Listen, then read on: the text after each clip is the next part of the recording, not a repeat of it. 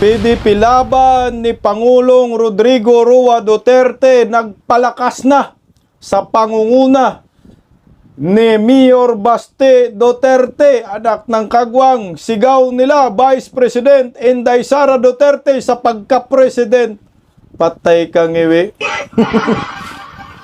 Katapusan nyo na talagang mga hinayupak kayo. Mayor Baste muling nanggigil kay Bangag.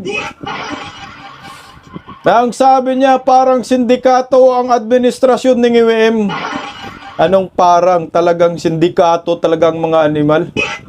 Magandang gabi po sa ating lahat. Palike po muna, pa-share, pa-subscribe at pakipindot ang inyong mga notification bell para lagi po kayong updated sa ating mga video. Nakauna na talaga dito ang Team Duterte. Samantala ang mga dilawan, pinklawan, mga komunistang loyalistang tanga, wala pa silang pambato sa 2028 presidential election at wala pa silang mga grupo, organisasyon. Samantala, si Vice President Inday Sara nangunguna na. Narito po ang kaganapan dyan sa assembly ng PDP laban. Grabe, ang daming tao, sigawan, kaliwat kanan, words. Sigaw po nila, Duterte! Duterte! Narito. Panoorin natin, oh. Duterte! Nako! Duterte! Salamat. Oh. Sara Duterte. Ayan. Sara Duterte. Nako, Sara Duterte. Sara Duterte. Kasi ganun si Inday Sara eh. Oh. Duterte. Sara Duterte. Sara Duterte. Sara Duterte. Sara Duterte. Ayan po yung bagong sigaw ng PDP laban. Ako, ang dami na. Paano na itong IWM? Hindi na talaga mapipigilan ang pagkapangulo ni Inday Sara. Maganda po yung ginawa ng PDP laban dahil tuloy-tuloy po ang kanilang mga aktibidades sa pagpapalakas ng political party ni former President Rodrigo Roa Duterte na siya pa rin po ang chairman ng PDP laban. At ang presidente ng PDP laban ay si Mayor Baste Duterte. Nagigil kay IWM. Wala na, hindi nyo kayang matibag. Parami ng parami yung miyembro ng PDP. Ako, miyembro po rin ako dyan. Nagmiyembro ako dyan sa Makati, sa PDP kay Miss Vivian Aviles. Tama po ito, parami ng parami. Sige lang, tuloy-tuloy lang kasi malapit na po talaga ang paghukom. Matindi pong laban itong PDP laban sa 2028 dahil alam naman po natin ang pambato po ng PDP sa pagkapangulo ay si Vice President Inday Sara Duterte. Wala pa po tayong alam sa Vice Presidente kasi nga ang PDP kung ano po yung sinasabi ni Inday Sara na Vice Presidente, yan rin po yung kanilang pambato sa pagka-Vice Presidente. Huwag lang si Mangga, anak ng kagwang. Buisit kag Mangga, manggagamit ka. Ayan po ang nangyayaring assembly kanina. Mahaba po ang assembly na yan. Alas 8 ng umaga hanggang gabi. Nag-elect po sila ng mga bagong official, nanunumpa mga bagong miyembro ng PDP. Tingnan nyo po. Dumami lalo yung PDP. Kahit na nagsilayasan ng mga buhaya dyan, wala nang buhaya dyan kasi lumayas ng iba eh. Napunta na kay Bangag. Tuloy-tuloy pa rin po ang pagpapalakas ng PDP. Ito ay paghahanda na po ito sa 2028 presidential election kasi next year, filing of candidacy na. Kahit binanatan ng binanatan si Vice President Inday Sara na makalaban, gusto nilang pabagsakin, di naman, wala namang conviction yan. Pakinggan po natin ang nanggigigil na presidente ng PDP laban na si Mayor Baste Duterte. Ayan po. Pagdating po ni Mayor Baste, talagang sigawan ang maraming mga DDS narito. Mayor and Party President Sebastian Duterte. Ayan na. Duterte. Grabe, Duterte. Duterte. Mm. Duterte. Duterte. Duterte pa rin tayo. We now invite Mayor to join us. Yan na. Nandyan si Kuya Bungo, nandyan si Robin Padilla, Mayor Baste, JB Bundok. Ayan na. Iba talaga pag Duterte. Mabuhay! Mabuhay si Sebastian Duterte! Mm. Mabuhay si Inday Sara Duterte! Mabuhay! Duterte! Si Tatay Rico! Mabuhay! Yan. Grabe, lakas talaga ni Baste. Duterte!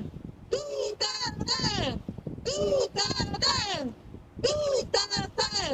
Duterte! Duterte! We would like also to welcome, Presidente ng PDP Laban! to welcome on stage Senator Robin Padilla, Yan, si Senator Idol Robin Padilla. very own Philip Salvador. Mhm. Philip Salvador, nandyan din. And also, we would like to welcome our Senator Bongo. Senator Bongo, nandyan. Malakas ang PDP kasi tatlo po yung senador nila dyan eh. Padilla, Mm. Padilla, Kindly visited, kindly visited. Tsaka si Bato, di ba? Talagang ginago lang ng gobyerno. Party President, for your information. Tsaka si we have finished Marcolita. the election of officers for the years 2026 to 2028. The winners have been proclaimed. You have been given the mandate to lead the party as its party president for the next 2 years. And Excuse me. I need order. I need order. Pinagkaguluhan I si need order. Baste. Please settle down. With the acting chairman, okay, we are please sit proceeding with down. Please sit down. please, I Grabe. need order. We will Dumating artista eh. to facilitate our proceedings. We Please will, settle down. Ladies and gentlemen, please settle down. Members Grabe. of this party, please settle down. Have your seats so that we can proceed. Thank you very much, lovely ladies and gentlemen of PDP Laban. thank you, Mayor. Please And- settle down. Settle down, Oo, please. para makita dito sa likod. O, lingkod na, lingkod. Upo kayo, pagdali, para momenta. Kana ba? Kana ba daog dayon? At this point, we Mm. will proceed with the oath taking. Grabe no, iba. Iba talaga ang karisma ni Mayor Baste. Grabe kamalas ni Bangag. Kabalas ng mga dilawan. Pagkatapos ni Inday Sara, si Basti na naman. Aray ko. Inday Sara maging Pangulo sa 2020. Si Mayor Baste, sa 2034. Putang inumin. Wala na, Duterte forever na tayo. Kamalas ninyo. Ginago ninyo si Tatay Digong, meron Inday Sara. Ginago ninyo si Inday Sara, merong Mayor Baste. Puta. Next yan, si Katie Duterte na. O ito, pakinggan po natin yung matapang at matalim na talumpati ni Vice President. Ni Mayor Baste Duterte, patama kay Bangag. O ito, panoorin natin, pakinggan natin.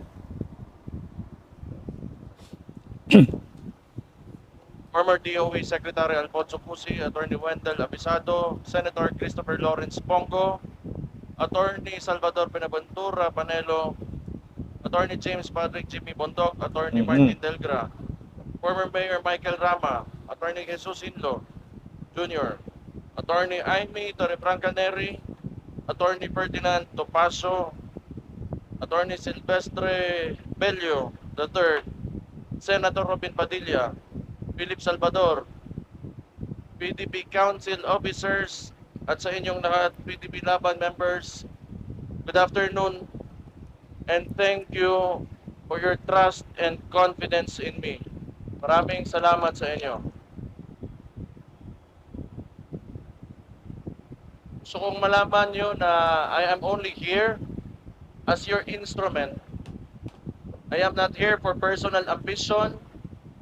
I am here to make this country work. Masyado nang mataas yung masyado nang maraming nangyari. The core objective of one of the core objectives of PDP Laban is what? It is federalism. We have to remember this because we believe that in a federal system of government, we will be able to govern ourselves kung paano natin talaga gusto yung direksyon ng ating bansa. Look now, in a unitary system of government, anong nangyayari sa atin? We are paying our taxes. Saan napupunta ang mga buwis natin?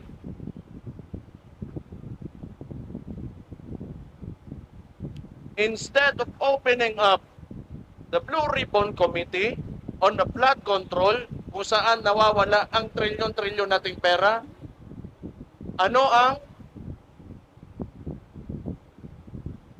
priority ng administration ngayon?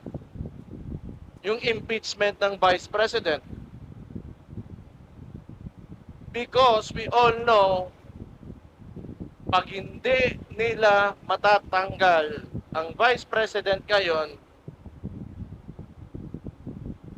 hindi sila makalagay ng presidente nila on the 2028 elections because he is a great threat sa presidency this 2028. Now I go back. Tingnan nyo, the unitary system of government, presidential one. They have so much control and so much power, and that is centralized right now, kaya nangyayari sa atin to. The president can threaten anyone. Tingnan nyo, walang natitira. Dalawa nating senador, isa nating senador, kinulong nila. Our guest candidate during the midterm elections, Rodante Marcoleta, just because he wants to open the Blue Ribbon Committee on Flood Control, anong ginawa sa kanya? Do we even have freedom at all at this point dito sa bansa natin? The former president, nasan ngayon? He's in The Hague. He's in the ICC. And clearly, walang jurisdiction. We know the process and they broke the process. And mind you, this is an establishment that should be an honorable one. And yet, they move like syndicates. They have cooperated with the president who moves like a syndicate. Papayag kayo na ganito na lang tayo? We have to do our duty and responsibility for our country. All of us members of this party will not have an ambition of his own, and our collective ambition is to lift this country up from all of this corruption, from all of this evilness that is happening to our country right now.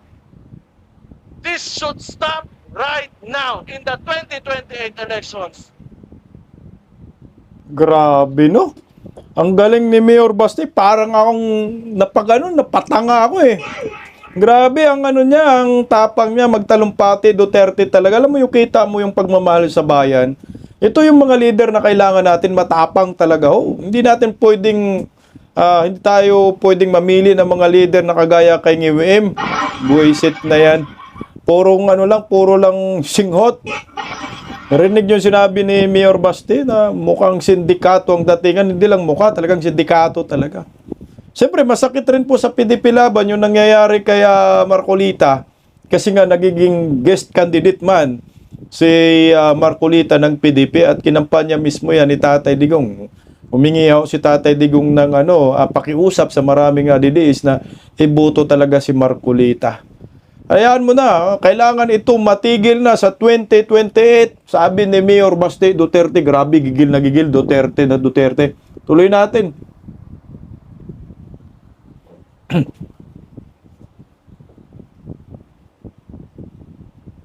Grabe, gigil oh. Tiger lock. Eagle lock pa ya, pala. Tama na. Okay na to.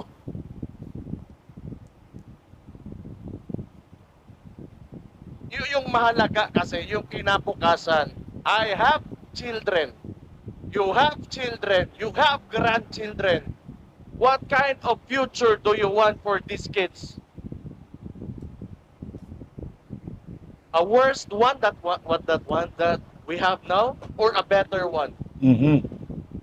So we have to fight.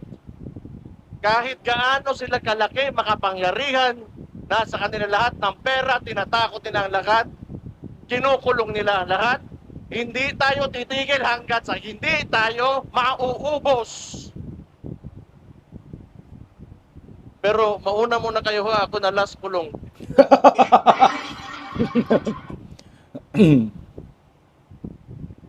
Pero maluoy tama, maawa tayo sa kinabukasan ng mga bata. Yan Mhm. talaga ang... At yung pera, sinasayang.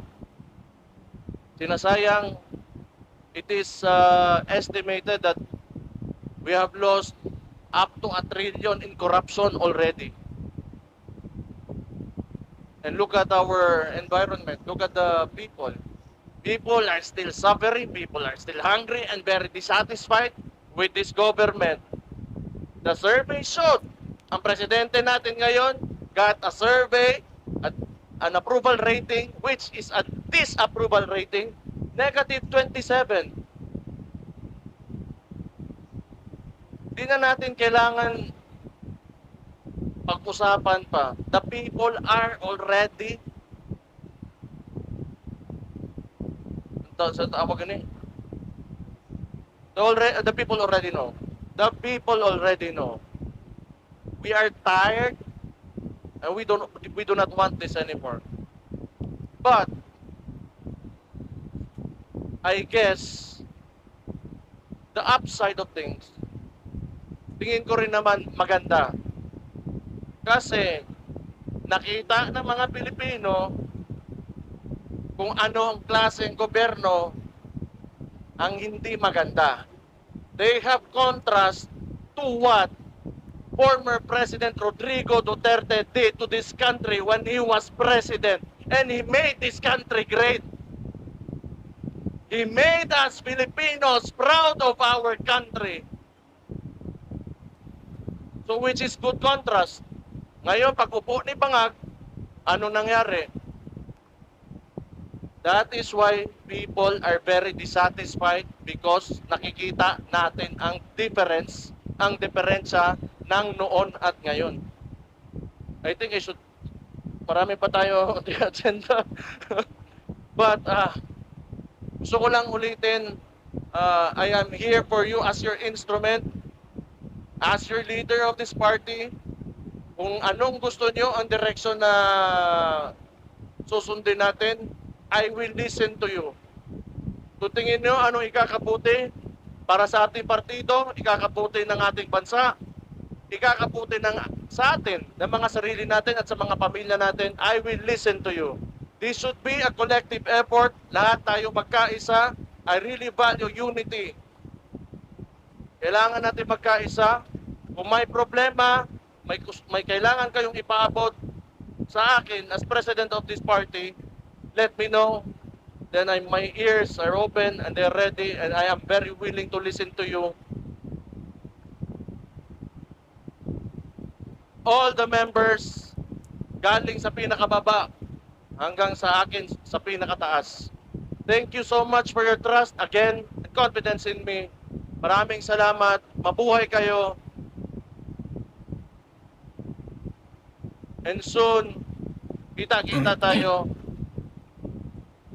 Wag lang kayo talagang tumigil.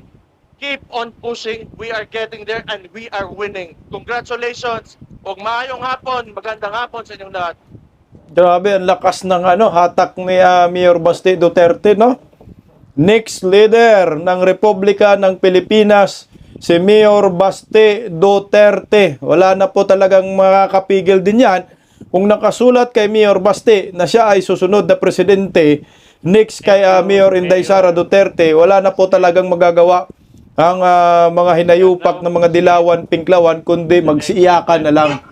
Balikan na lang natin yung sinasabi ni Mayor Basti na ang gusto talaga ng bangag admin ay si Vice President Inday Sara ay makonvict dyan sa impeachment court para wala na po silang makalaban sa 2028. So yun naman talaga ang kanilang direksyon. Pero ayon sa isang magaling na abogado na miyembro rin ng PDP ay wala daw ho, mahina talaga ang impeachment articles of impeachment labang kay Vice President Inday Sara Duterte. Pakinggan po natin si Attorney Turyun. Nabanggit mo kanina yung video, yung bahagi ng video na pinag-uusapan niya dito sa impeachment trial kay Vice President Sara Duterte. Napanood mo rin ba yung audio video na kumalat online na inamin naman ni Attorney Melvin Matibag, yung meron siyang kausap at maraming mga maaanghang na klase ng salita na nabanggit, no? At kung ikukumpara mo yung pagbitaw ng mga salita, sa tingin mo kung ikaw ang patitimbangin, alin doon yata yung parang may grave threat na malinaw? Mas grabe yung sa kanya kasi direct tinawagan niya yung tao mismo at saka ang narinig ko, ewan ko lang kung yun ba yun, papatayin kita at walang ebidensya, parang ganun ata yun yun ang grave threat kasi direct to the person, direct to the person, tapos na record pa, yun ang grave threat talaga. Ito allegedly kay VP Sara na hindi pa nga properly na authenticate nga yung video, wala nga doon wala nga yung tao na hindi nga nag-complain yung yung allegedly persona na threaten ni VP Sara kasi maski sila mga abogado nila alam nila na kung i-file nila yun formally hindi papasa yun ng probable cause sa prosecutor's level. Walang reasonable certainty of conviction yun. Yan yung bagong test ngayon ng DOJ. Alam nila na it will not stand, no? It will not even pass through the new rigorous test of the DOJ before they will file an information in court. Kaya hindi nag-file. Ginawa pa nga yung first charge number 4 na ginawang first matter na on trial sa impeachment case against VP Sara. So this speaks a lot na mahina talaga itong impeachment case against VP Sara. Correct, mahina talaga ang impeachment na yan. Walang ebidensya kasi ang ebidensya galing fishing expedition sa mini trial ni Luestro na nagkabula-bula yung bibig, hinayupak. Wala na, manguyot na lang kayo. Wala na pong magagawa ho dito ang mga dilawan, loyalistang tanga. 16 yung threshold ng conviction, malabong-malabo. Malakas, papalakas ang PDP laban. Ito, pag-usapan naman po natin itong tungkol naman kay former President Rodrigo Roa Duterte. Na ayon kay Attorney Harry Roque, mukhang makakauwi na talaga si Tatay Digong dahil po sa nangyayari ngayon sa International Criminal Court na pinanggigilan nga ho ni President Donald Trump. At nagbabala nga ho si Trump sa mga kalyado niyang mga bansa na kapag hindi ho susunod na kumalas kayo dapat sa ICC ay paparusahan kayo. Nauna na po tayong naparusahan, anak ng gagawang Singiwim, naparusahan na po tayo, nadagdagan po tayo ng 12.5% na taripa, awards. Sunod nito, ang mga ayuda ng Amerika tanggalin na rin, no? Pero ito, good news po, mga kababayan ko. Mukhang magmistulang anghel po talaga dito si Attorney Harry Roque. Ayan, Venezuela to quit International Criminal Court. Puta. Mukhang sunod-sunod na po talaga ang ang karma ng mga hinayupak, mga sindikato. Sabi ni Mayor Baste, wala, aalis na ang Venezuela. Paano na ho ito? Nauna na. Ayan po. Bias umano kasi ang International Criminal Court, kaya ang Venezuela ay kakalas na. Iyak kayong mga animal kayo. Sabi naman ni Attorney Harry Roque, mukhang, ayan, sabi ni Attorney Harry Roque yan. Sa pagkalas po ngayon ng Venezuela, sabi ni Attorney Harry Roque, sa mga followers ko sa Facebook, ito na ang matagal ko nang sinasabi. Nagkakatotoo na. Manifesting, makakauwi ka na, Tatay Digong. Kasi kung wala na, mabuwag na yung International Criminal Court, wala nang pundo na pumapasok dyan kasi sa organisasyon na yan, umaasa naman yan sa donasyon lang. Ang pinakamaraming donasyon ay si Bangag, na pinagbibinta na po yung ginto natin, awards.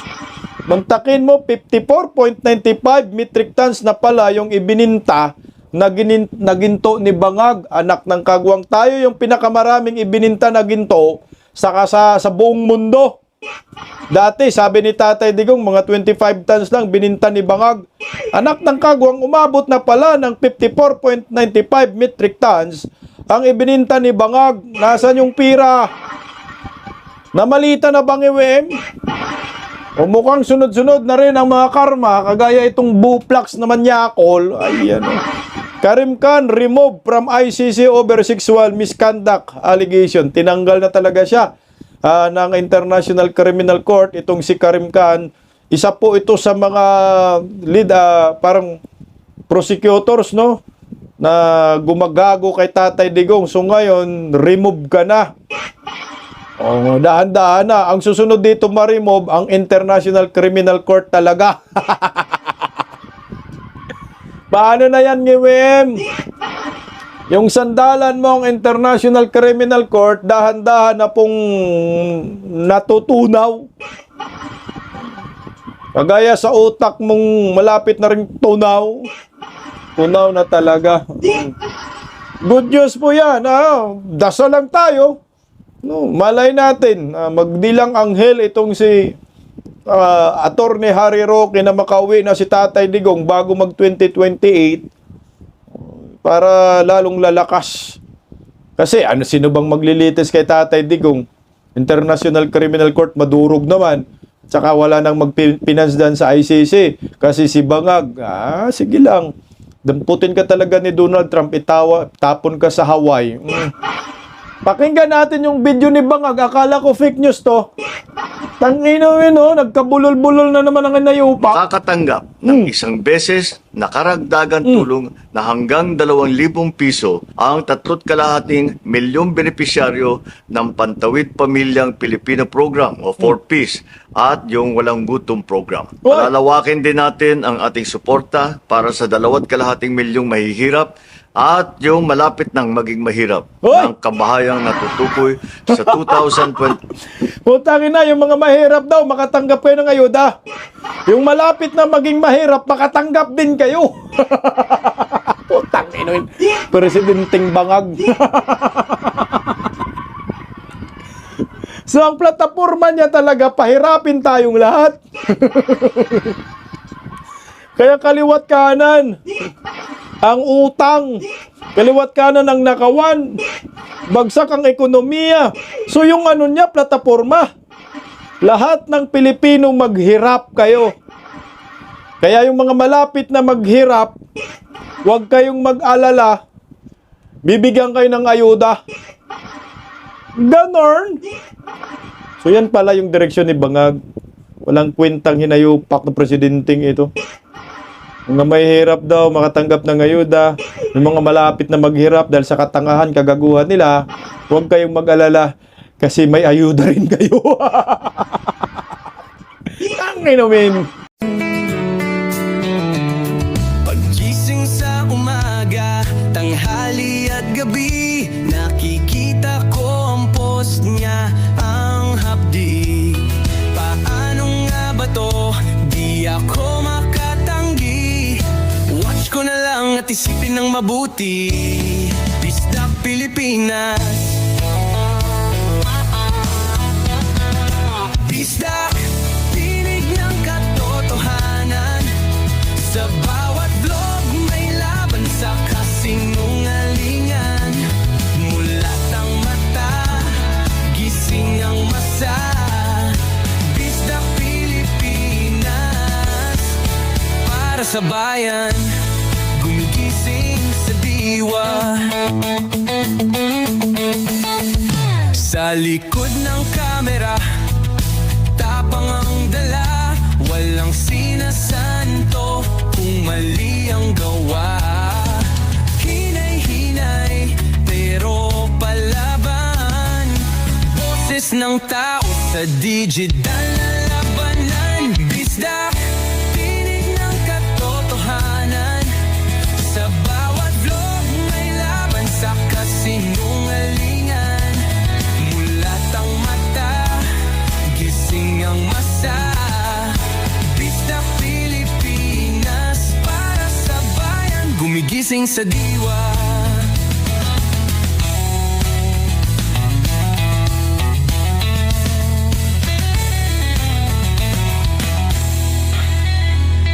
Hindi artista, hindi politiko, pero ang katotohanan, sigaw niya ay buo. Sa YouTube o Facebook man siya makita, may aral ka pa rin, may uwi sa bawat salita. Bisdak, gising sa katotohanan. Di lang kwento, kundi panawagan. Sa bawat Pilipinong naghahanap ng liwanag. Bisdak Pilipinas, kasama sa pagbangon ng bayan. Bisdak Pilipinas, boses ng masa. Gising ang diwa. Sa vlog mo, may pag-asa.